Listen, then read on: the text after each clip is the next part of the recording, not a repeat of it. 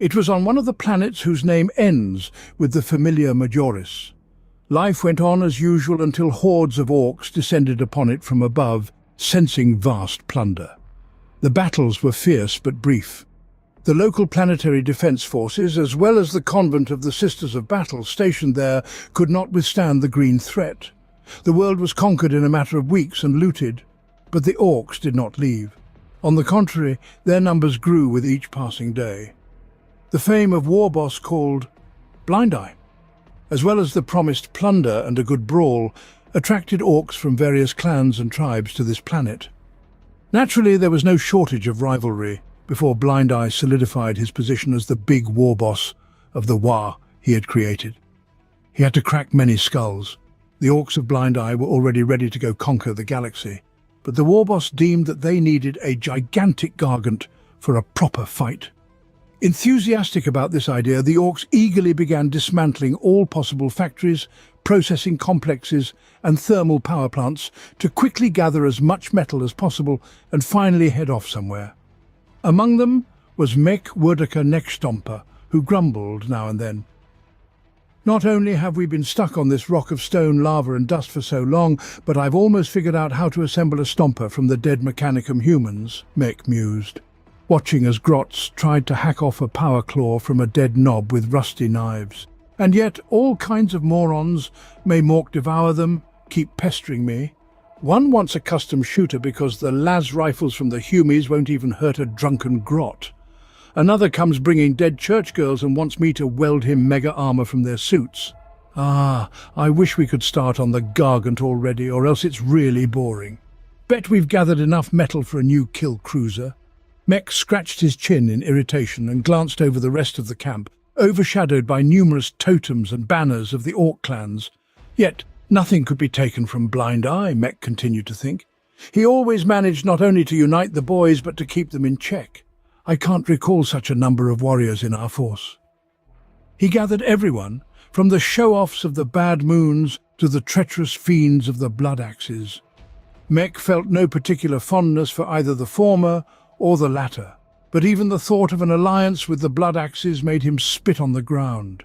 Once they had been a big and strong clan, yes, but their time had long passed, all because of their treachery and weakness. No orc will ever ask for something if it can be taken. However, the Blood Axes are different. Due to their constant contact with humans, they have grown softer. During the Darbig party, almost all of them fell in action. The survivors became even more dependent on the humans. They even work for them, scavenging weapons and gear that the humans gather on the battlefields from the bodies of the dead. Moreover, besides working for the humans, the Blood Axes began adopting their tactics. They started killing their enemies not in open combat, as befits a true orc, but stealthily and cunningly, like sneaky ones. Though Mek despised the orcs of this clan, even he occasionally could not deny that in some aspects they surpassed the rest of their brothers. The Blood Axes are even more dangerous in open combat due to their equipment, training and, strangely enough, tactical superiority. Additionally, they do not shy away from negotiations, which allows them to achieve their goals without spilling rivers of blood. As for combat actions, the bands composed of Blood Axes adhere to tactics that closely resemble those of professional Imperial units. All orcs are organized into smaller, more mobile and controllable squads. Long battles side by side with humans taught the Axes to use enfilade fire, deceptive maneuvers, echeloned assaults, and rapid adaptation of their strategy to specific circumstances. The Blood Axes' inclination towards cunning has led to many commandos and stormboys in their ranks, who together form an excellent strike force. Commandos often use stormboys as bait or independently set up ambushes in dense forests or jungles. For the Blood Axes, there is nothing shameful about silently infiltrating the enemy's rear or positions, then swiftly slaughtering all foes in a furious melee. Warlords whose native clan is the Blood Axes typically have a better understanding of tactics and the extensive use of machinery than representatives of other clans, and their raids more often end in victory than defeat. Due to the widespread presence of Imperial technology within the Blood Axes ranks, many of them are seasoned tank aces. One such ace is war boss Badfrag, the tank boss. Badfrag, who has spent most of his life fighting in a modified Mars-pattern chimera, never misses an opportunity to lecture his subordinates and other blood axes on the workings of his war machine. However, more than that, he loves boasting about his collection of battle wagons, unleashing crude firepower on his enemies. Serving under the warlord of the Face Ripper group, the tank boss is the first to land on a planet, sweeping everything in his path with fire from his rusty wagons. Badfrag seeks to expand his collection at every opportunity. Thus, on the Imperial world of Phenos 9, the boss led an attack across an ancient energy bridge that connected the main streets to the rest of the continent. During the assault, the tank's boss's wagons dumped numerous units of Imperial machinery into the boiling sea. After the battle, he forced the Gretchen to retrieve the wreckage to later use them in his future projects. Meanwhile, boss Snikrot the Stalker is the exact opposite of the tank's boss. Snikrot is a seasoned and ruthless Orc commando, leading a large band of Orc special forces known as the Red Skull Commandos. Snikrot earned his reputation during the battles in the equatorial jungles of Armageddon. On dark nights, the Armageddon Orc hunters whisper tales and anecdotes about Snikrot. They speak of him as a ghost, gliding through the jungles, able to traverse dense foliage without disturbing a single leaf. They describe him as a wild hunter who lives for slaughter, with eyes that burn with malice. Hunters also tell of his victims left to bleed out with their eyes gouged and scalps torn off. Snikrot and his red skulls have become a true curse for Armageddon, striking from the shadows again and again, always where the defenders least expect it. No matter how difficult the task, this cunning Orc always succeeds. However, due to their way of life, the Blood Axes constantly face insults from members of other clans. But the Blood Axes pay almost no attention to the mockery. They respond with laughter and a crooked grin. Sometimes, with the same grin, they knock out the teeth of their abuser and walk away much richer than they were a few minutes earlier. Unlike other Orcs, the Blood Axes prefer to use subdued tones and cover their weapons and clothing with camouflage patterns. They are the only clan among the diverse crowd of Orcs that uses camouflage, even though they have never understood how or why it works. As with all things Orc, the Blood Axes' camouflage should not provide any actual concealment. No matter what branches, moss and pieces of Imperial camouflage uniforms they decorate themselves with, such camouflage works excellently, as long as they believe they are invisible. Frequent battles near the Imperium have led many clan members to wear improvised dog tags or adorn their clothing with badges. However, these have no symbolism and are used solely as decorations, unlike real medals and insignia. These are deeply revered among the Blood Axes because they believe they contain the power of the previous owner. The distinguishing mark of this clan is a black banner with crossed bloody axes on a dark green circle. On the other hand, the Bad Moons, though just as boastful, are far more pleasant. At least they are Orcs. They are always flaunting polished armor with gold plating, with pockets and mouths full of teeth. They are real swindlers. It would be easier to train a squig to assemble a stomper than to get anyone from the Bad Moons to sell something at a fair price. Although a couple of punches to the jaw from this clan, and you can consider the haggled price already justified. It's still unclear how their teeth grow so quickly, or why we trade specifically for teeth, but it's still useful to keep Bad Moons nearby. You can always find missing parts with them, or take something from their mech boys. Although at first it may seem that Orcs from this clan are just greedy and savage, only loving gold and jewels, they are probably the most technologically advanced of all Orcs. Not shying away from secret alliances with other races, Bad Moons gained access to a large amount of alien technology and weaponry, and their mechs, having good funding, are capable of producing more long-ranged weapons and strong armor. All Orcs in the clan are well-equipped and armed, which is why most Bad Moons prefer ranged combat, destroying waves of enemies with volleys of lead, retreating to more advantageous positions when the enemy gets close. All nobs and war bosses wear heavy armor and combi weapons, allowing them to obliterate entire squads of guardsmen with a single salvo. Anyone who dares to attack the clan's nobs in close combat will be shot down. Bad moons are extremely reluctant to engage in close combat and will do everything possible to avoid damaging their precious armor. To them, material wealth is far more important than martial glory. The largest and wealthiest orcs are called flashgits. Among orcs, this term refers to those who love to show off how important and rich they are. For these orcs, style is more important than brains. However, the arrogance and treachery of flashgits are met with disdain by more warlike orcs. Of course, orcs fitting the definition of flashgits can be found among all green-skin clans. However, there are the most of them among the Bad Moons. Like all orcs, members of the Bad Moons love to paint their armor and equipment in the clan's colors. For the Goths, this is black and white, while the Evil Sons predominantly use red. The Bad Moons mostly use bright yellow and black, and their totem is a primitive depiction of a crescent moon painted in the same yellow color. Also, unlike other orcs, Bad Moons adore wearing all sorts of adornments made of precious metals and piercing. Even the banners of this clan are often embroidered with gold threads. There are many renowned war bosses among the Bad Moons, but the most famous of them is war boss Nazdreg. At first glance, he is no different from other Bad Moons. This orc is rich and cunning like all his kin. However, the huge green skin displays an exceptional mind and patience for his kind, preferring to organize ambushes and quick raids instead of frontal attacks.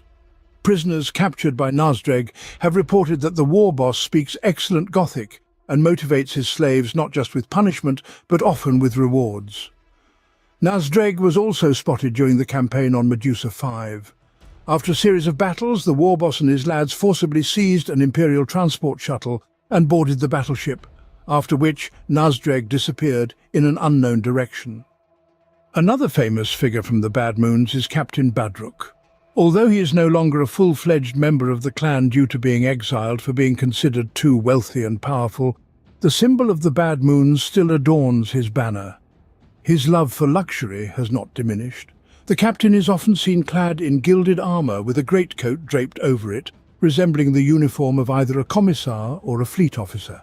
The captain does not skimp on spoils for his pirates. They all strut around in richly decorated armor and with excellent weaponry. Badruk possesses an astonishing tactical genius, uncharacteristic of other orcs, enabling his band to terrorize not only the Imperial Merchant Navy, but also the Tau combat fleet. According to rumors, the Xenocide's raids are secretly and generously funded by the Imperium. But the Great War attracts not only strong and cunning orcs. Savages like the Snakebites also answer the call of plunder.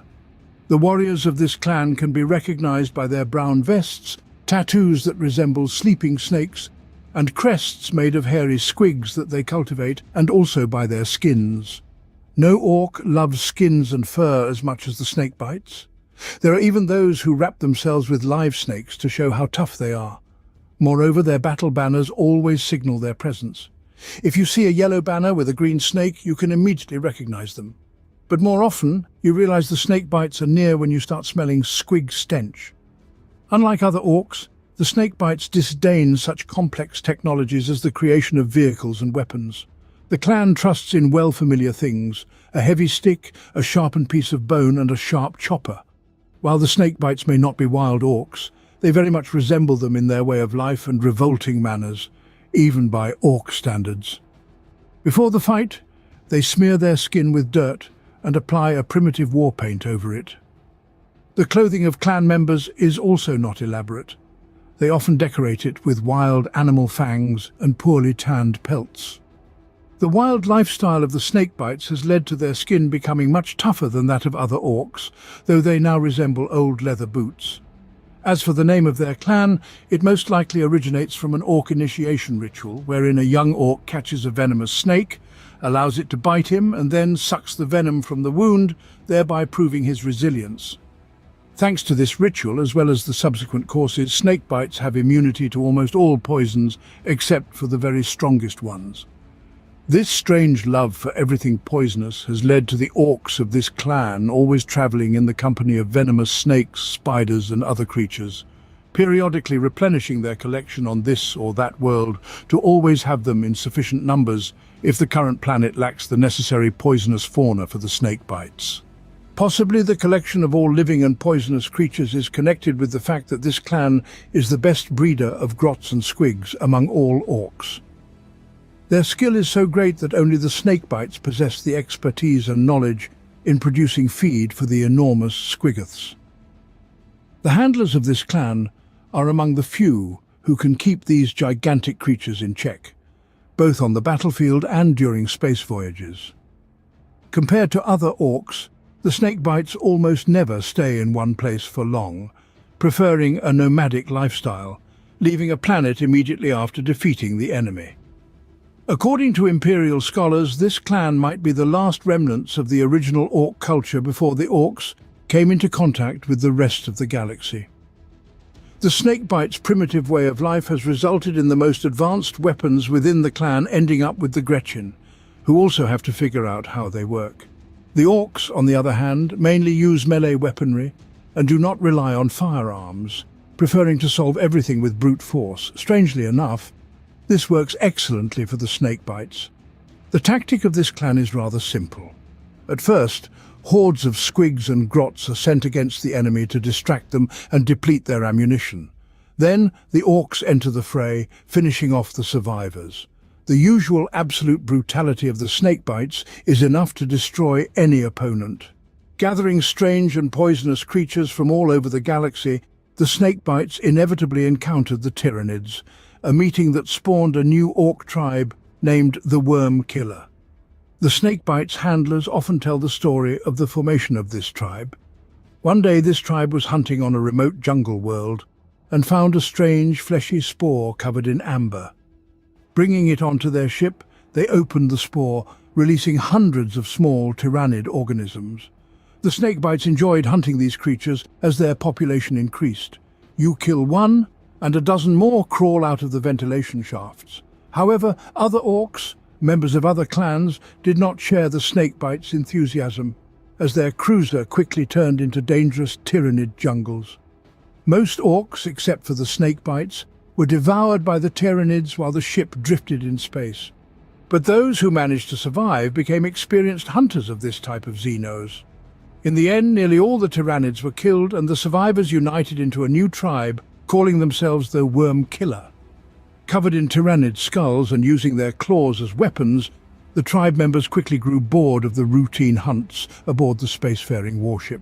Thus, they released the remaining Tyranids onto the first available planet, making their pastime more expansive. While members of other clans predominantly fought humans, the snakebites ensured that the Tyranids bred prolifically. When the humans were defeated, the tribe's orcs found that the planet had enough Tyranids to provide a good hunt. According to Imperial records, the Worm Killer tribe infested over a dozen planets, expanding their hunting grounds to a significant segment of space.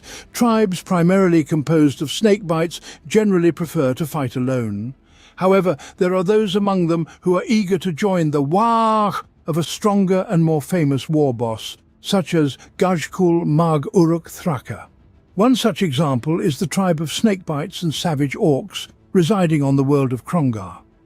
They might have continued in their isolated existence had Gajkul not been seized by an inexplicable desire to visit their world before his campaign on Octarius. When the prophet of the Wa landed on the planet, crowds of orcs, adorned with strange tattoos and piercings, greeted him as a god. After a ceremonial hunt of a strange beast, the orc warlord, Grak the Mighty, who ruled the planet, handed over all his orcs to Gajkul, empowering his Wa with new strength. However, not everyone is loyal to the champion chosen by the gods. For instance, war boss Grutbrog, upon Thraka's return, was in no hurry to join him. The stubborn and proud leader openly refused to submit to Gajkul, and he paid for it. It took a week to subdue Grutbrog, during which Thraka decapitated the old war boss twice, after which he finally yielded and became his loyal follower. Like the Blood Axes, the Death Skulls hold a bad reputation among other orcs. However, unlike the former, the contempt for the latter is well justified.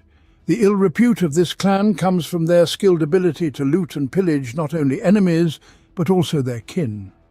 Many of them could become proficient mechs, given the ingenuity they display during thefts. But their passion for gathering everything not nailed down and hiding it in stashes occupies them far more than constructing anything new. Even war does not captivate them as much as the subsequent looting. If the orcs of this clan fought with the same fervour they apply to scavenging the dead, they would become a truly unstoppable force. The ubiquitous pilfering by orcs often attracts large crowds of aggrieved victims to the Death Skulls' camps, eager to reclaim their belongings, only to leave not just empty-handed but stripped of everything else they had. The Death Skulls possess a supernatural ability to stun another orc and search him while his body is still airborne. However, it is not only orcs who find their possessions in the hands of these greenskins. Many Imperial commanders have felt the might of stolen or restored lemon russes, rhinos, predators and baneblades. At the same time, during prolonged battles, some have witnessed the Death Skulls attacking with reconfigured Eldar super heavy grav tanks under the leadership of an Imperial Titan, adorned with their clan's blue-horned skull symbol. All Death Skulls are incredibly superstitious and believe that the colour blue brings them luck and attracts the attention and favour of Gork and Mork, who provide them protection. Therefore, they paint not only their clothing, but also their weapons and machinery in blue. The latter, in turn, functions much better than similar equipment in other clans. According to their beliefs, on the night before battle, the Death Skulls apply blue war paint to their bodies, and some even paint themselves completely. Additionally, orcs of this clan love to adorn their clothing with skulls and bones of both animals and human Ixenos. Some orcs even fashion breastplates from the ribs of their enemies. Moreover, similar to the Blood Axes, the Death Skulls like to decorate their clothing and armour with war trophies taken from dead soldiers who dared to cross their path. Considering the Death Skulls' penchant for looting and theft, it is no surprise that their ranks include many looters. Despite the fact that all orcs tend toward rivalry, looters from other clans welcome all Death Skulls as brothers-in-arms and always strive to maintain good, even friendly relations with them. However, other orcs consider the looters of their own clans and all Death Skulls as thieving scoundrels who need to be constantly kept under watch. Perhaps it is this attitude that has united the naturally similar orcs. All orcs of the Octarius sector are well aware of the reputation of Nabrot Stubfingers, who has achieved unparalleled skill in appropriating things. It is said that if Nabrot cannot steal something, then others should not even try. He has often been seen running with full arms of excellent weapons, teeth, and other poorly guarded riches. However, this orc doesn't steal just for profit. Some items Nabrot collects simply because they amuse him. For instance, he stole a statue of the Emperor from spire of the Illuminous Cathedral on Tobin's Rest.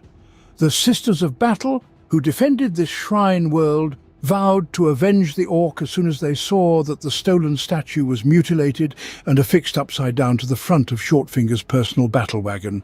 However, the jewel of Nabrot's collection is undoubtedly the super-heavy tank Baneblade, which he stole on the Forge World of Kernak III. Following his war boss into battle, he encountered a well-defended position manned by Cadians who were covering several super-heavy tanks. Shortfinger quickly realized that he needed at least one such tank in his possession.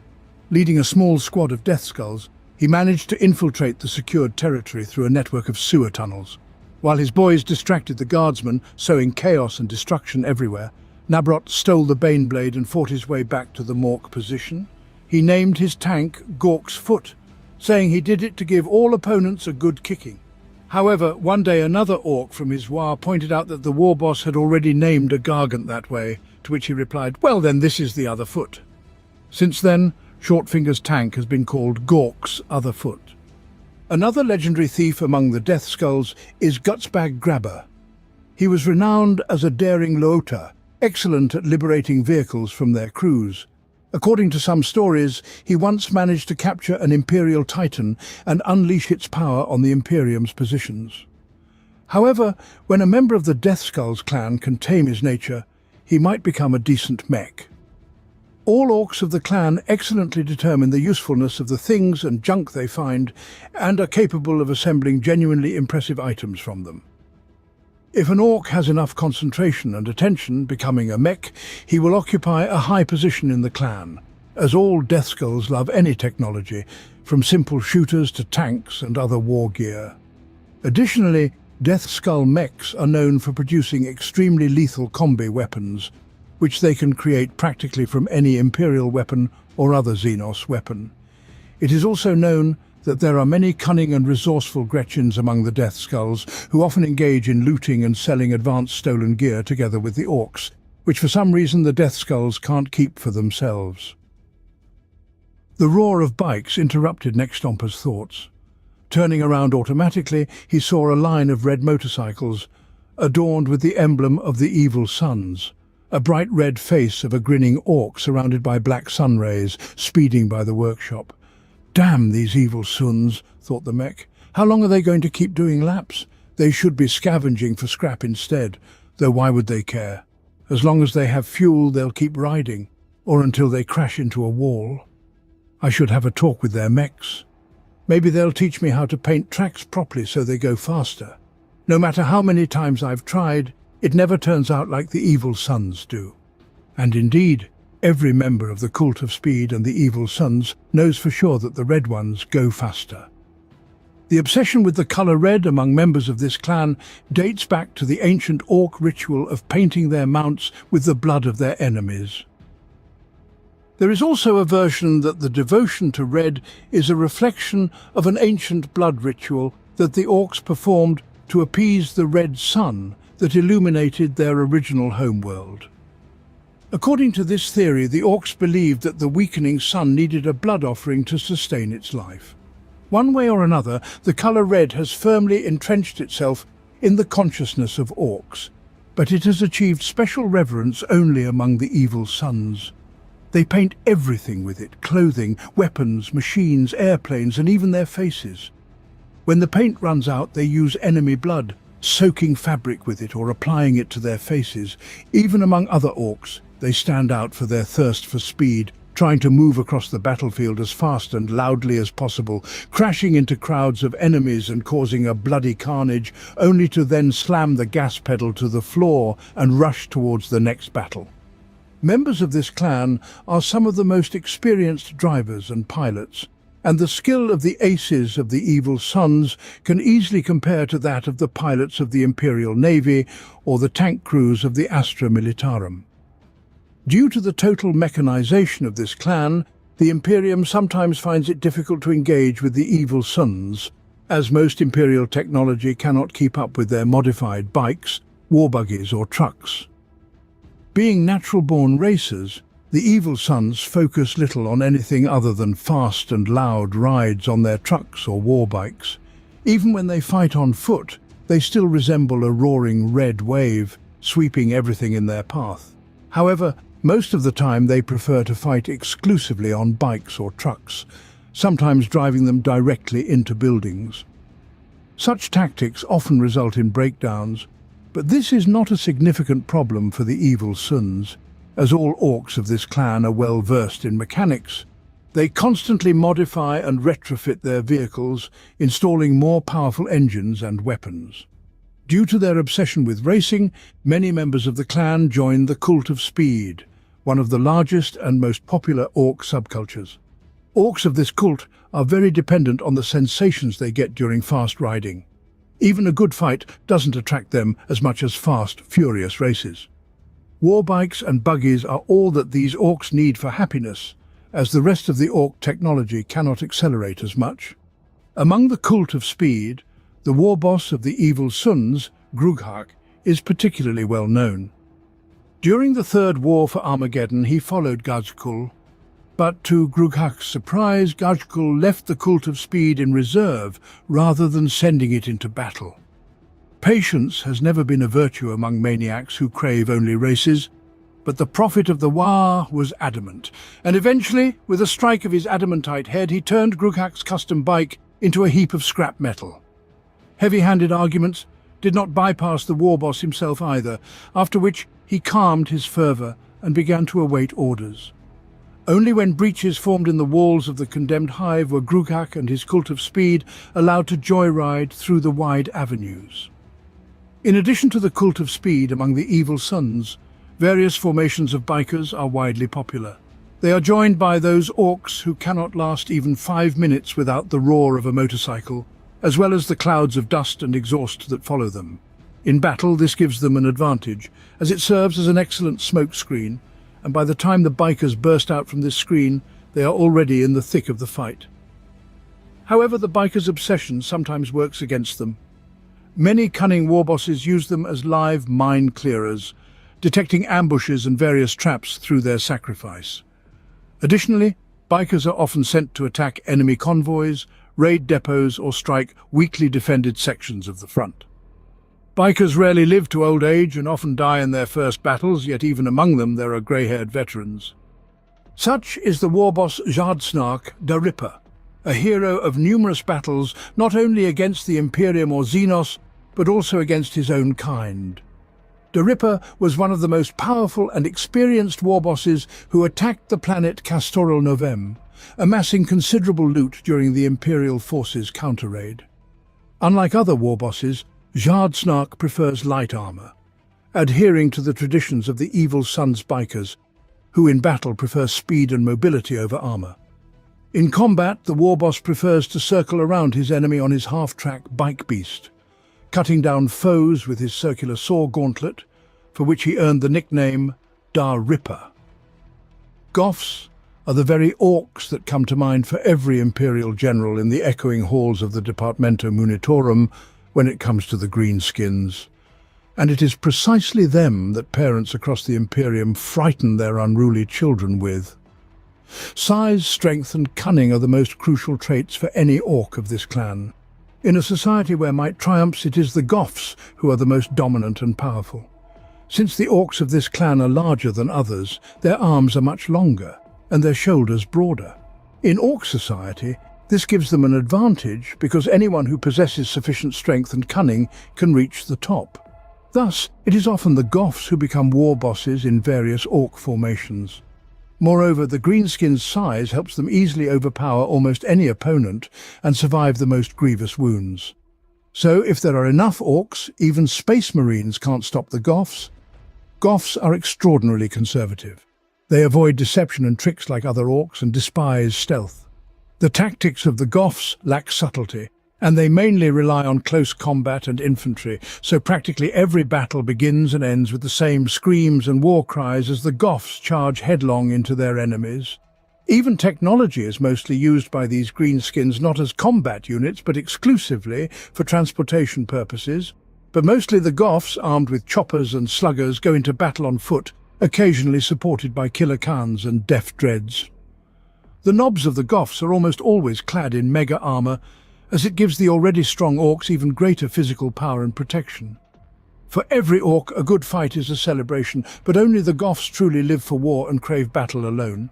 However, the Goths' belligerence often plays a cruel trick on them, as it has been noted multiple times that in the absence of enemies they attack other orc clans or fight each other. The Goths shun any camouflage, considering its use cowardly and an insult to Gork and Mork. They also do not favour any tattoos, bright colours or chromed equipment parts. Instead, they prefer modest skull earrings, amulets in the form of dead heads, jaws-shaped gorgets, large nose rings, and enormous horns carved from the bones of giant creatures. It cannot be said that for the Goths, all of the above is mere decoration.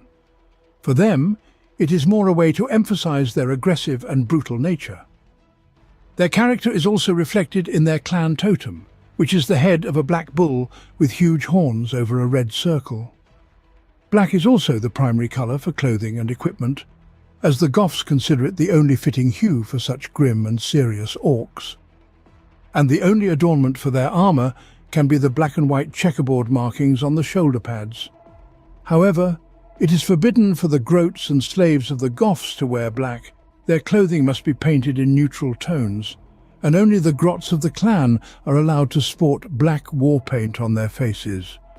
Suddenly, a terrible crash was heard on the outskirts of the camp, as if something huge had fallen nearby. Woodaka paid no special attention to the noise, merely shook his head and continued observing the grots who, having finished dismembering a knob, began sorting through the scrap metal found in the vicinity.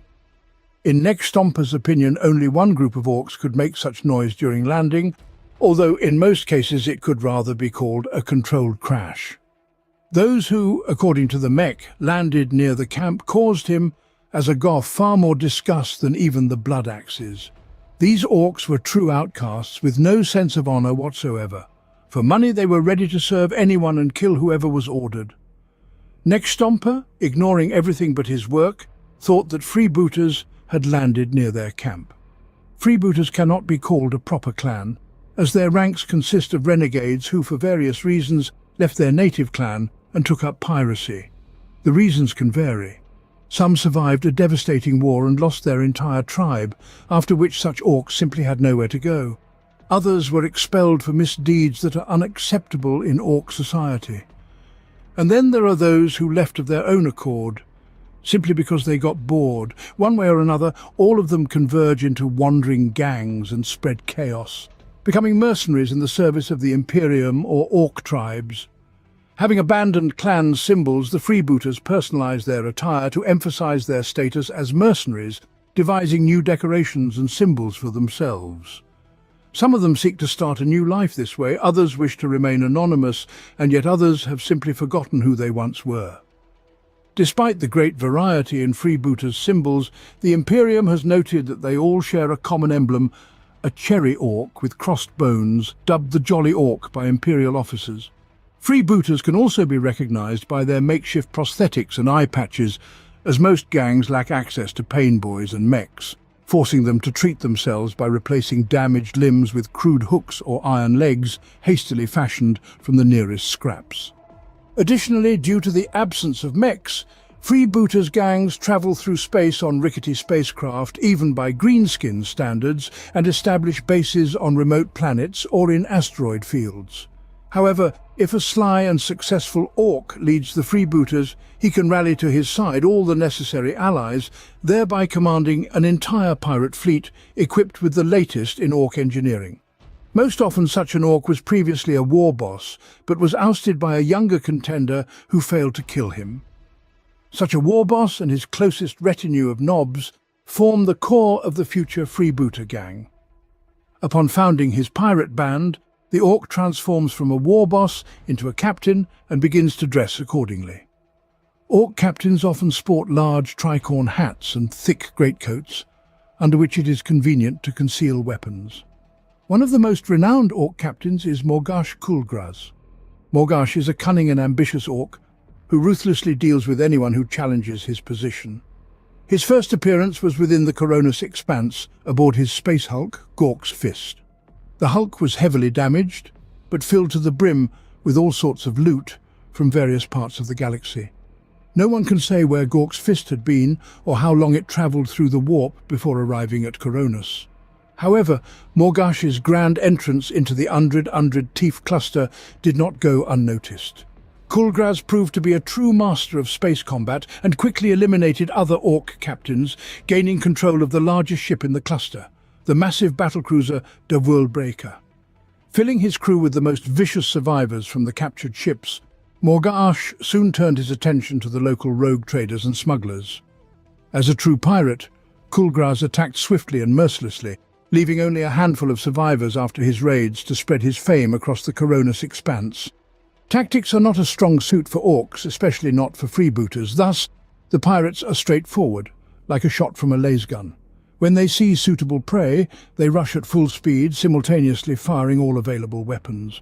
Next, the enemy ship will be rammed and boarded. More cunning captains set up ambushes on passing convoys, appearing unexpectedly from asteroid fields or the edge of the system. Even attacks on warships of the Imperial Navy have already become commonplace for many freebooters. However, when a captain believes that attacking convoys yields too little plunder, his ship or fleet sets course for the nearest inhabited planet or space station for plundering. Since it is common to find pain boys, renegades from the cult of speed, and even mobs of deaf dreads among the freebooters, planetary invasions are not a significant problem for them.